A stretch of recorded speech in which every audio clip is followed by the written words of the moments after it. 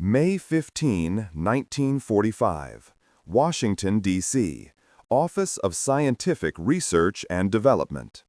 Dr. Vannevar Bush leaned back in his leather chair, the project termination report still warm from the typewriter.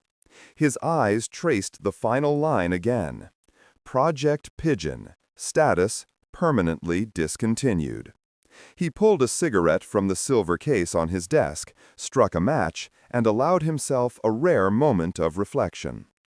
$25,000, 4 years, and the damned thing actually worked. That was the part that made his decision so unusual. Bush had killed dozens of weapons programs during the war, projects that failed spectacularly, that couldn't deliver, that existed only on optimistic blueprints. But Project Pigeon hadn't failed. The guidance system achieved what the best electronic systems of 1944 could only dream of. Perfect target lock, instantaneous correction, zero drift. In controlled tests at the General Mills facility in Minneapolis, Skinner's pigeons had demonstrated accuracy rates that embarrassed the Navy's best radar-guided prototypes. And yet, Bush had killed it anyway. The reason sat in a small glass vial on his desk, forgotten from the final demonstration 8 months earlier. Inside were 3 hemp seeds, the fuel that powered America's most accurate guidance system. Bush picked up the vial, rolling it between his fingers. Through the curved glass, he could see the office distorted, warped, much like the military's perception of B.F. Skinner's proposal. The termination hadn't been about performance, it had been about perception. No admiral would authorize a weapon system where the guidance computer ate birdseed. No general would stake an invasion on the navigational skills of Columba, Livia. The scientists understood, the data proved it.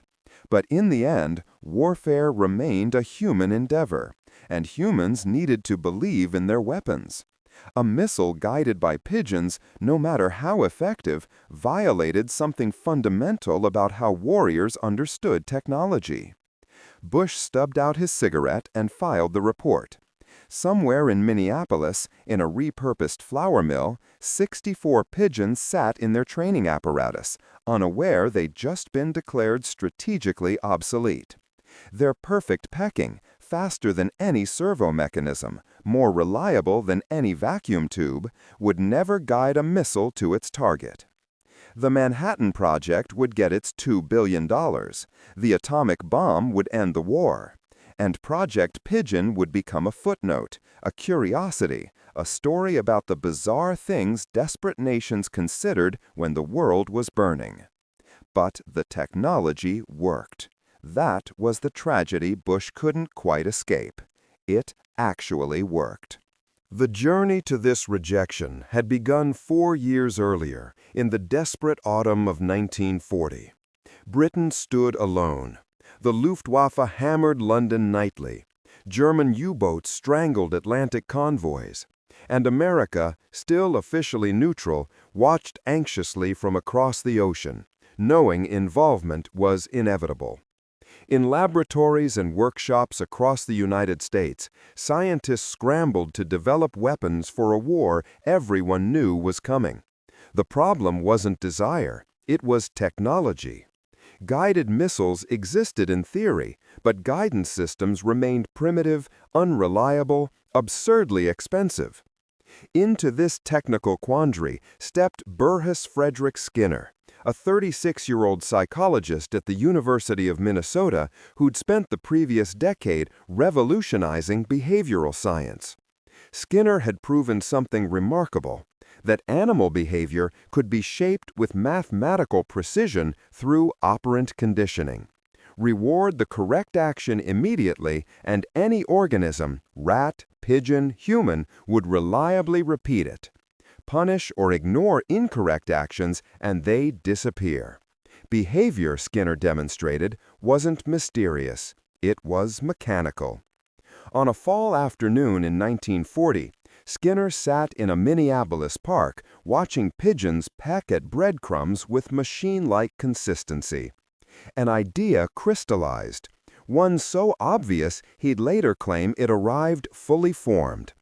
Pigeons had extraordinary vision, faster reaction times than humans, and could be trained to peck at specific visual targets thousands of times without fatigue.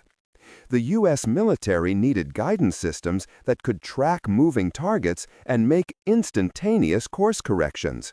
Why not combine the two? Skinner drafted a proposal that fall, outlining a biological guidance system.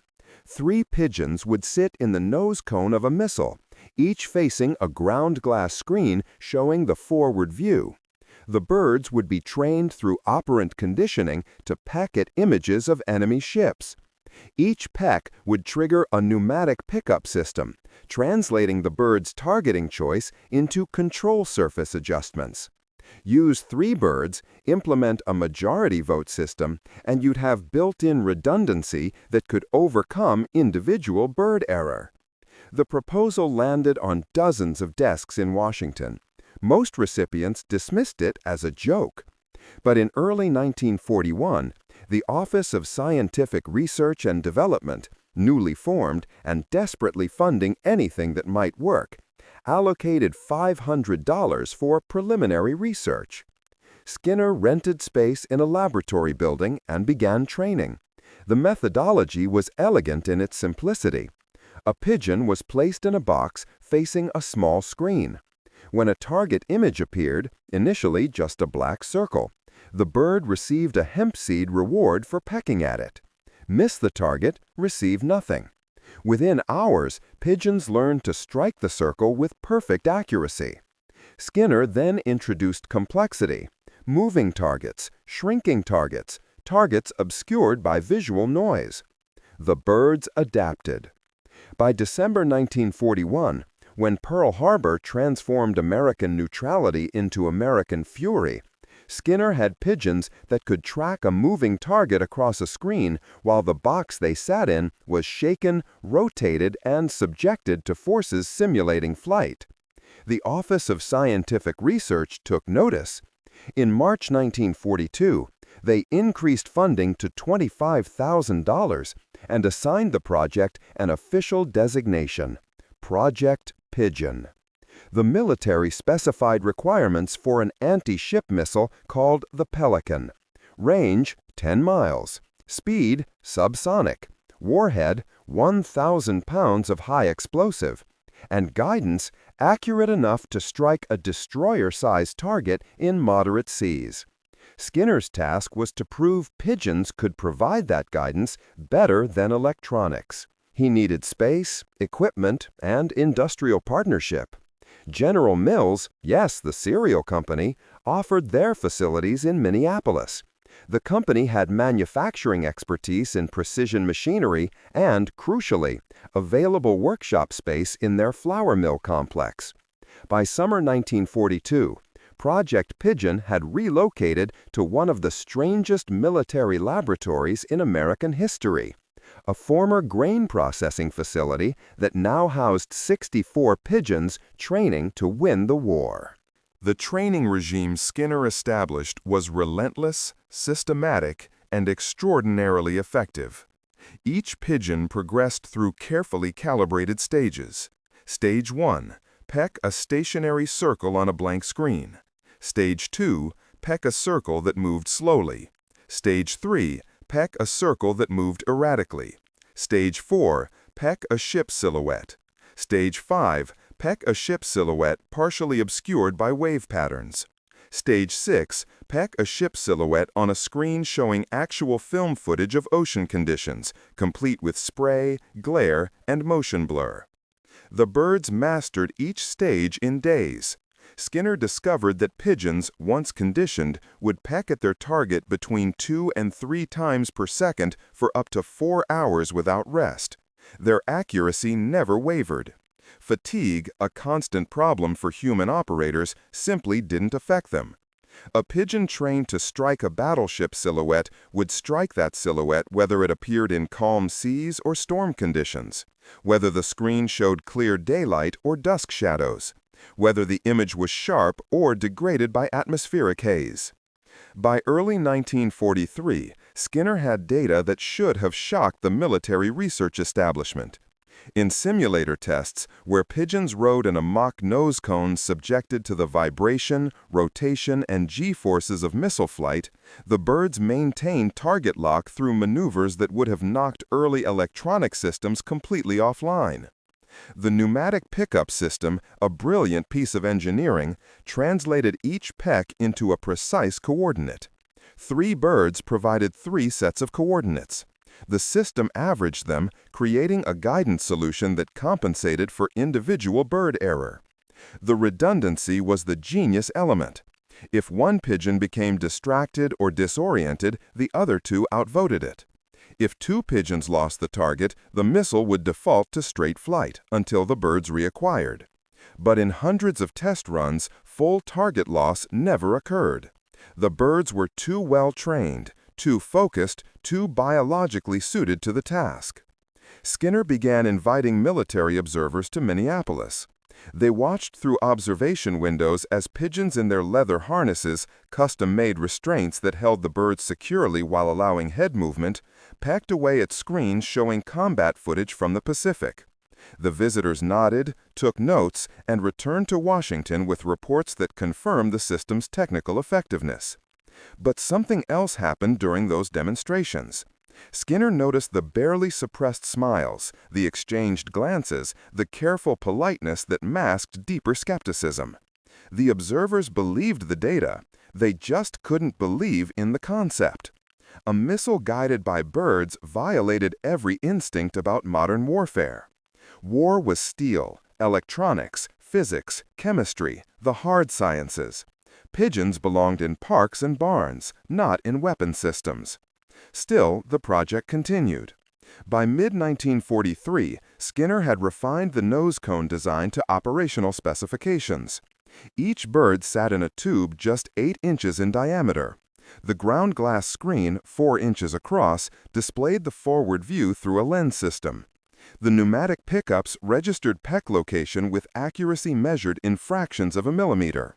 The entire biological guidance unit, 3 pigeons, harnesses, screens, pneumatics, and control linkages, weighed just 12 pounds, far lighter than any electronic equivalent. The mathematics supported deployment. A single pigeon cost roughly 5 cents to acquire. Training took 3 weeks and required only hemp seeds and a training apparatus. Compare this to radar-guided systems. Thousands of dollars in vacuum tubes, months of calibration, constant maintenance, and vulnerability to electronic countermeasures. The Pelican missile with pigeon guidance would cost a fraction of alternatives and offer superior performance. But the advantage depended entirely on one thing: the willingness of military leadership to trust biology over machinery. And that trust, Skinner was beginning to realize, might prove impossible to earn. The demonstration that would determine Project Pigeon's fate occurred on February 12, 1944, in a conference room at the Office of Scientific Research and Development's headquarters in Washington, D.C. Skinner arrived with his team, carrying a modified Pelican nose cone, 3 trained pigeons in transport containers, and a confidence born from months of perfect test results. The audience consisted of 15 observers: Navy admirals, Army Air Force colonels, OSRD directors, and engineers from competing guidance system projects. Vannevar Bush sat at the head of the table, his expression carefully neutral. Skinner began with statistics. Over the previous 18 months, Project Pigeon had conducted 2,847 simulated guidance runs. Target acquisition rate, 97.3%. Successful target tracking through simulated flight conditions, 94.8%. Average time from target acquisition to stable track, 1.2 seconds. Faster than any electronic system in development. He presented graphs showing pigeon reaction time versus servo mechanism response. The birds won by orders of magnitude. Then came the demonstration. Skinner's team assembled the nose cone on the conference table. They opened the forward section, revealing the 3 tubes with their leather-lined interiors. The observers leaned forward, peering at the empty compartments. Skinner nodded to his assistant, who produced the first pigeon. The room's atmosphere shifted immediately. Several observers smiled. One whispered something to his neighbor. Another coughed into his hand. Skinner, watching carefully, recognized the moment. The bird, a healthy gray pigeon with bright, alert eyes, was placed in the first tube. It settled into the harness, oriented toward the screen, and waited. 2 more pigeons joined it. The nose cone closed. The demonstration setup activated. A film projector showing footage of a Japanese battleship shot from an approaching aircraft. The system worked flawlessly. Through a monitoring scope, observers could watch the birds pecking at the ship image. The pneumatic pickups registered each strike. A plotting board showed the guidance solution being computed in real time. The average coordinates from 3 birds producing a perfect tracking solution as the ship image moved across the screen. The birds pecked with mechanical precision, 2 to 3 times per second, never losing focus, adjusting instantly as the target maneuvered. Skinner explained the redundancy system, the training methodology, the cost advantages. He showed maintenance requirements, essentially 0. He showed production scalability, nearly infinite. He showed countermeasures. Unlike radar, pigeons couldn't be jammed. He presented the complete package that proved Project Pigeon wasn't just viable, it was superior. But the room had already decided. Skinner could see it in their faces. The data impressed them. The technology worked. But they were watching pigeons bob their heads and peck at a screen, and something in that sight made serious military consideration impossible. One admiral finally voiced what others were thinking. "Dr. Skinner, this is extraordinary work, truly. But you're asking us to trust a weapons system controlled by barnyard animals." The meeting ended politely. Bush thanked Skinner for the presentation. The observers filed out, several pausing to compliment the technical achievement while carefully avoiding any commitment. Skinner packed his nose cone, returned his pigeons to their containers, and took the train back to Minneapolis, knowing his project had just died, not from failure, but from absurdity. The technical examination told the story in stark terms. Engineers who reviewed Project Pigeon's data found nothing to criticize. The guidance solution worked. The birds performed. The system delivered. But a parallel report, prepared by a Navy procurement officer, noted, regardless of technical merit, operational deployment of avian-guided munitions presents insurmountable acceptance barriers among combat personnel. Recommendation: pursue electronic alternatives. The comparison to competing systems was devastating for Project Pigeon's chances. The Navy's radio command guidance, where human operators flew missiles by remote control, cost 40 times more, required extensive training, and achieved perhaps 60% of pigeon accuracy. But it felt right. Humans controlling machines made sense. Machines containing trained animals did not. Skinner later wrote about the demonstration with barely concealed bitterness. The spectacle of a living pigeon carrying out its assignment, no matter how beautifully, simply reminded the committee of how utterly fantastic our proposal was. I will not say that the project was rejected because the pigeon was always brushing aside a few feathers or preening itself between scenes in the demonstration film. But it was certainly the case that our problem was not to convince anybody that pigeons could be trained to guide a missile. It was to convince them that it could be taken seriously. But by that point, the Manhattan Project had demonstrated atomic fission. If America could split atoms, surely it could build electronic guidance systems. The patient, cheap, reliable solution that evolution had refined over millions of years couldn't compete with the allure of cutting-edge physics and engineering. Project Pigeon received its termination notice on October 8, 1944. The pigeons were released, the equipment was dismantled, the research filed away as a wartime curiosity. The requirements that created Project Pigeon emerged from a fundamental problem facing the United States military in 1940: precision delivery of ordnance against moving targets. Traditional bombing relied on human calculation, bombardiers using Norden bomb sights to compute release points, accounting for altitude, speed, wind, and target motion. Even expert bombardiers missed more than they hit. Against stationary targets like factories or rail yards, saturation bombing worked. Against warships, fast, maneuverable, actively evading, unguided bombs were largely ineffective. Naval battles in the Pacific would prove this repeatedly. Hundreds of bombs dropped, single-digit hit rates. The military issued specifications in early 1941 for a guided anti-ship weapon. Requirements included engagement range of 10 miles, flight time under 2 minutes, circular error probable of less than 50 feet, and guidance that could track evasive maneuvers. The physics were straightforward. The engineering was impossible with 1941 technology. Radar-guided systems required equipment too large and power-hungry for missile deployment. Radio command required line-of-sight control and human reaction time, too slow against maneuvering targets. Infrared homing wasn't yet practical. Wire guidance limited range. Every electronic solution carried massive weight penalties and astronomical costs. The guidance problem represented the bottleneck preventing effective standoff anti-ship weapons.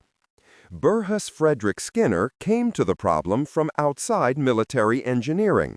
His background was psychology, specifically behavioral conditioning. He'd spent years proving that pigeon behavior could be shaped with extraordinary precision. His birds could distinguish colors, patterns, shapes. They could learn sequences, make choices, demonstrate consistency. And they possessed natural capabilities that no 1940s electronics could match: instantaneous visual processing, millisecond reaction times, perfect pattern recognition. The mathematics were brutally simple. A pigeon's visual system processes information at roughly 150 frames per second, triple human capability. A trained pigeon could identify a specific target shape among visual clutter in under 0.4 seconds. It could track that target through complex motion without losing focus. And it could signal target location through simple behavior: pecking. Skinner's genius was recognizing that guidance didn't require intelligence. It required reliable response to visual input. A pigeon trained through operant conditioning would peck at a battleship silhouette with the same mechanical consistency it pecked at food. The bird didn't need to understand ships, warfare, or missiles. It needed only to associate that specific visual pattern with reward. Once trained, the behavior became automatic, unconscious, unstoppable. The pneumatic pickup system, developed with General Mills engineers, provided the interface. Each peck created a pressure pulse registered by sensors behind the ground glass screen. The sensors triangulated peck location. That coordinate fed into a mechanical computer that compared all 3 birds' inputs, averaged them, and computed steering corrections. The entire system used vacuum tube electronics not for guidance itself, but merely to process the bird's already perfect targeting. The design philosophy was radical. Let biology handle the hard problem, visual target recognition and tracking. Let engineering handle the simple problem, translating bird behavior into flight control. By 1943, Skinner had proven this approach worked better than anything else in development. The trade-off seemed non-existent. Pigeons weighed ounces, ate seeds, required no calibration, never suffered electronic failure, and could be trained in 3 weeks. A missile guidance system using pigeons cost approximately $25 per unit, less than the vacuum tubes in competing systems. Operational advantages included immunity to electronic countermeasures, functionality in any weather, zero maintenance, and performance that improved with bird training rather than degraded with time. The decision to pursue pigeon guidance seemed inevitable once someone conceived it. The technology aligned perfectly with wartime requirements: cheap, fast to produce, technically superior, and immediately deployable. What Skinner failed to anticipate was that military procurement wasn't solely about technical performance.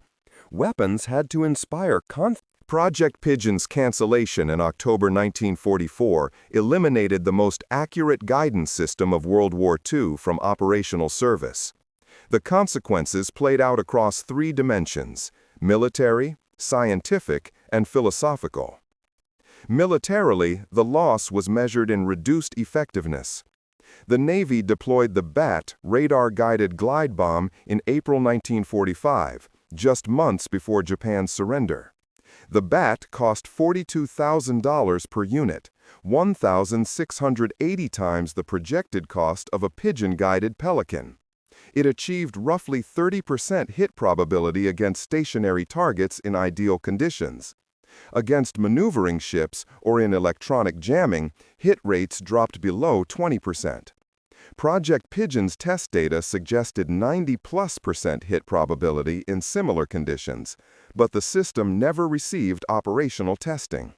On April 18, 1945, BAT missiles were deployed against Japanese shipping near Borneo. 12 missiles launched. 3 achieved hits. 9 missed or malfunctioned. Cost per hit, $126,000. A pigeon-guided alternative, had it existed, would likely have achieved 10 or 11 hits at $25 per missile, a 5,000-fold cost advantage with triple the effectiveness. But the comparison remained hypothetical. The Navy continued developing electronic guidance through 1945, investing millions in systems that never matched the performance Skinner had demonstrated for $25,000. The Pelican missile program itself was abandoned in late 1944, partially because reliable guidance remained elusive. The pigeons that could have guided it sat in their cages in Minneapolis, unemployed. Scientifically, Project Pigeon represented a road not taken. Skinner had proven that biological systems could outperform electronics for specific tasks. His methodology, using operant conditioning to create reliable, measurable behavior, demonstrated applications beyond psychology. But the project's cancellation sent a clear message: military research would pursue electronic solutions even when biological alternatives worked better. The technology wasn't forgotten entirely. In 1948, the Navy revived the concept under a new name, Project Orcon. For 5 years, researchers at the Naval Research Laboratory continued Skinner's work, developing improved nose cone designs and training protocols. They added complexity, using pigeons to distinguish friendly ships from enemy targets, training birds to recognize specific vessel classes, testing pigeon performance under extreme G-forces.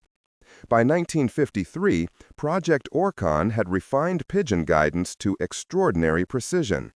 In one demonstration, a pigeon maintained perfect track on a target through an 8G turn, a maneuver that would have knocked most electronic systems offline.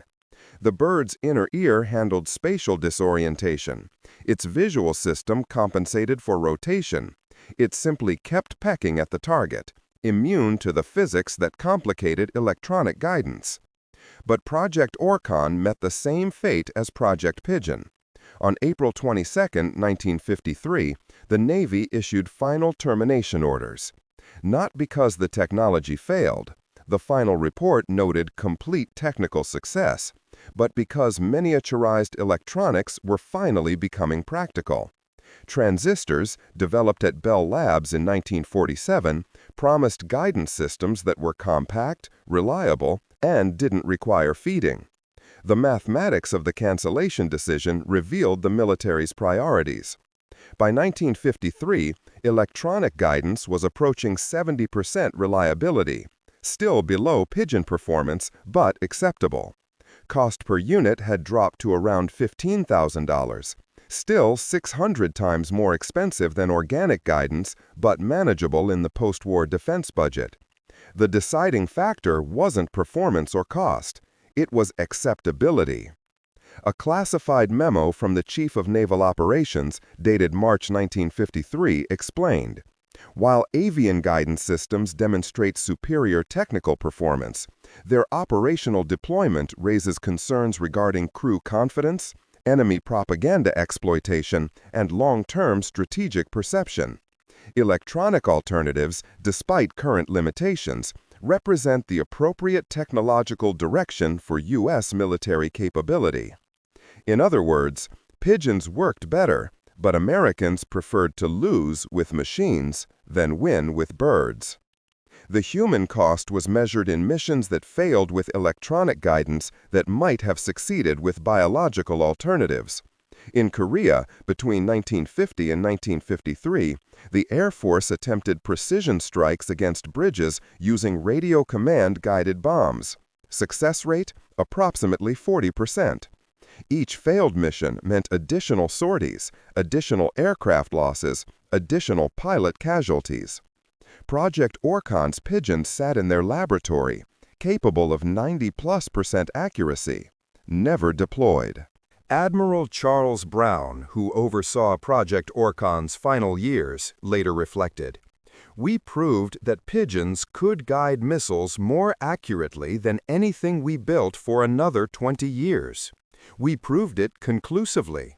But we couldn't deploy them because nobody, not the pilots, not the admirals, not Congress, would accept weapons controlled by birds. So we kept building inferior electronic systems until electronics caught up to what biology had already solved. How many missions failed in that gap? We'll never know." The famous incidents that might have unfolded differently remain speculation.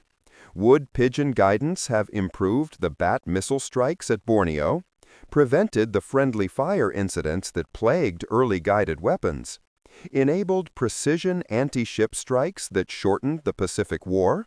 The data suggests yes. History never tested the hypothesis.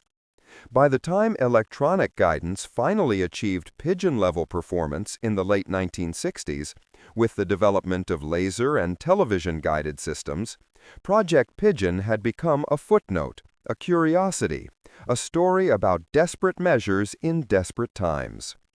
The complete history of Project Pigeon can be precisely documented. 2 programs, 9 years, approximately $250,000 in total funding, 0 operational deployments.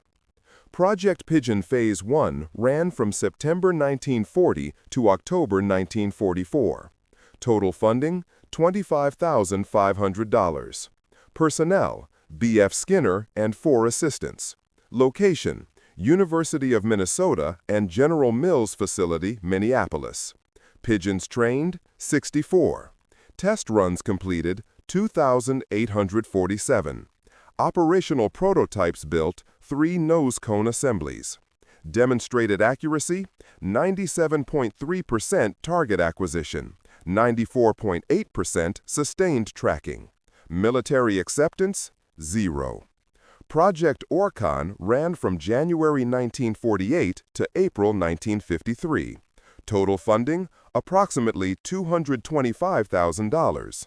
Personnel, Naval Research Laboratory team of 12, led by Dr. William Cumming. Location, Washington, D.C. Pigeons trained, 127. Test runs completed, approximately 4,200. Operational prototypes built, 7 complete guidance units. Demonstrated accuracy, 99.1% target acquisition, 96.7% sustained tracking under combat simulation. Military acceptance, 0. Combined program statistics, 191 pigeons trained, 7,077 test runs, 10 guidance units built, perfect 0 combat deployments. Cost per test run, approximately $35. Demonstrated success rate above 96%. Operational impact? None. The birds themselves came from common stock. Nothing special about their genetics or capabilities. Columba livia, the rock pigeon, urban pest and park nuisance. Purchase price, 5 to 10 cents per bird in 1940s dollars. Training time, 3 weeks from acquisition to operational capability. Operational lifespan, pigeons lived 5 to 10 years in captivity, meaning a single trained bird could theoretically guide hundreds of missions if the birds had been recovered and reused. Comparative analysis reveals the stunning economics. By 1953, the Navy Standard Guided Missile, the Loon, a copy of the German V-1, cost $12,000 per unit with radar guidance. Hit probability against ship targets approximately 35%. Therefore, cost per hit, roughly $34,000. A pigeon-guided equivalent would have cost perhaps $200 per unit. Missile body plus biological guidance. At 95% hit probability, cost per hit, approximately $210. The pigeon solution would have been 160 times more cost-effective. Survivor testimony from the project scientists reveals frustration more than bitterness. Dr. Cumming, interviewed in 1978, stated, "We did everything the military asked. We proved the concept. We refined the technology. We demonstrated superiority over electronic alternatives. And we were terminated, twice, because nobody would take birds seriously. The tragedy isn't that we failed. We didn't fail. The tragedy is that better technology lost to worse technology because of aesthetics." Skinner himself wrote extensively about Project Pigeon in later years, using it as a case study in human irrationality. In his 1960 paper, Pigeons in a Pelican, he reflected, "Our problem was that no one could believe that a pigeon could be taught to guide a missile. And when we demonstrated that they could, no one could accept it. The sight of a pigeon in a guidance system made serious people laugh. And once they laughed, they couldn't take us seriously again, no matter what the data showed." The comparative philosophy, American versus what might have been, deserves examination. American weapons development prioritized electronic sophistication, engineering complexity, and technological advancement. The unstated assumption was that newer and more complex automatically meant better. Biological solutions were primitive, untrustworthy, unsuitable for modern warfare. But the data contradicted this philosophy. Pigeons outperformed electronics for 2 decades. They were cheaper, more reliable, more accurate, and required less maintenance. They succeeded because evolution had already solved visual pattern recognition and rapid response, problems that electronics struggled with until the computer age. The philosophical difference came down to trust. Americans trusted machines over biology. They trusted physics over psychology. They trusted engineering over evolution. And they paid for that trust in reduced effectiveness, higher costs, and missions that failed with electronic guidance that would have succeeded with organic alternatives. Project Pigeon proved that military effectiveness wasn't solely about technical sophistication. It was about matching solution to problem. Sometimes the best solution was also the oldest. A bird's brain, shaped by millions of years of evolution to process visual information and respond instantly. But that lesson was rejected twice, definitively, by a military establishment that couldn't imagine winning with something so natural. The final Project Orcon demonstration occurred on April 15, 1953, 3 days before termination. Dr. Cumming assembled the nose cone one last time, loaded 3 pigeons, and ran a simulated attack profile against film footage of a destroyer making emergency turns. The birds performed flawlessly. Target acquisition in 0.8 seconds. perfect track through 3 minutes of violent evasive maneuvers. Guidance solution quality exceeded anything electronic systems would achieve for another 15 years. The Navy observers took notes, thanked Cumming politely, and recommended termination in their report. By that point, the decision had already been made. Transistors were shrinking electronic guidance to practical sizes. The computer age was beginning. And most critically, the Korean War had ended in July 1953, reducing the urgency for weapons development. Project Orcon died, not because it failed, but because it was no longer needed urgently enough to overcome its fundamental image problem.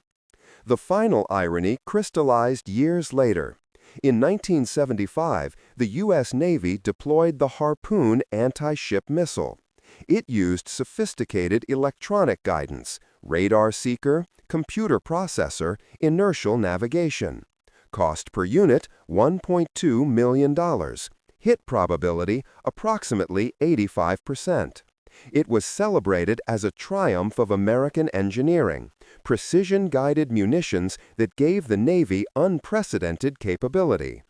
But the technical specifications revealed something uncomfortable.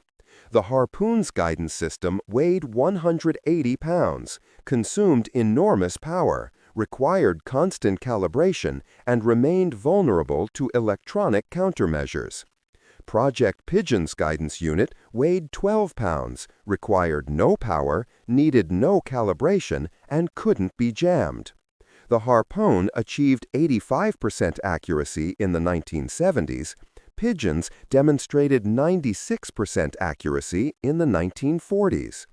3 decades and billions of dollars of development had finally produced an electronic system that almost matched what Skinner built with pigeons and hemp seeds for $25,000. The lesson extends beyond weapons systems. Project Pigeon revealed how organizational psychology trumps technical performance. The military rejected superior technology because it violated expectations about what guidance systems should look like. Serious weapons used electronics, computers, sophisticated engineering. They didn't use pigeons, operant conditioning, and birdseed. This bias toward complexity over simplicity, toward sophistication over effectiveness, toward new over proven, appears throughout technological history. Better solutions lose to worse solutions because the better solution doesn't match cultural expectations. Project Pigeon was simply the most quantifiable example. A weapon system that worked better than alternatives, cost less, and was rejected twice because nobody could take it seriously. B.F. Skinner died in 1990, having become one of the most influential psychologists of the 20th century. His theories of operant conditioning revolutionized psychology, education, and behavioral science. But he never forgot Project Pigeon. In his last interview, months before his death, he was asked about regrets. Project Pigeon, he answered immediately. Not because it failed, because it succeeded and was rejected anyway. We proved that biological systems could outperform electronics. We proved that evolution had already solved problems engineers were struggling with. We proved it conclusively. And it didn't matter. The data didn't matter. Performance didn't matter. All that mattered was whether serious people could imagine trusting birds. And they couldn't.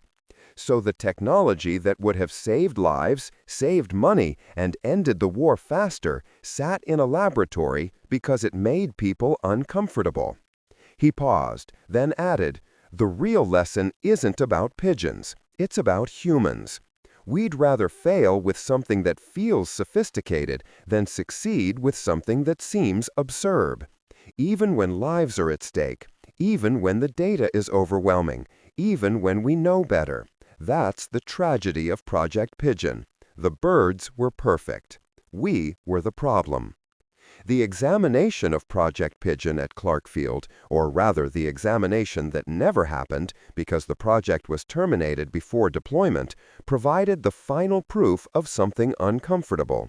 The weapon wasn't poorly designed. It was brilliantly designed to solve a specific problem, precision guidance using 1940s technology. It succeeded completely at that goal. The failure wasn't technical, it was cultural. The U.S. military couldn't deploy weapons guided by pigeons because American warriors needed to believe in their weapons, and nobody could believe in pigeons.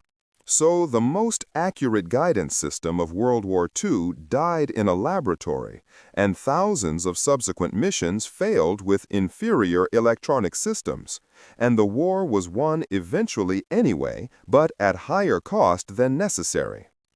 And in that single fact lies the entire story of why perfect technology sometimes loses to imperfect technology. Because warfare is human, and humans fight with their beliefs as much as their weapons.